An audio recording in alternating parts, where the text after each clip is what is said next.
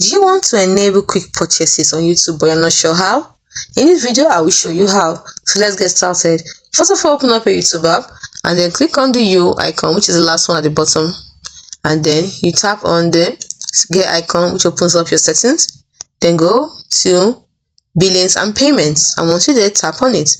Now, you have two options here. The first one is to enable quick purchases, exactly what you want to do. So turn it on.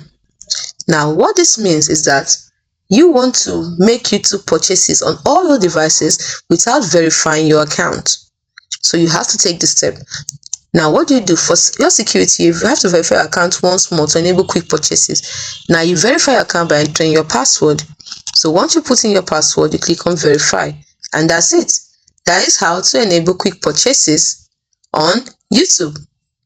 Hope you found this video helpful. If you did, click on the like button and subscribe to our channel for more helpful tips and tricks like this, which we put up every day. Thanks for watching.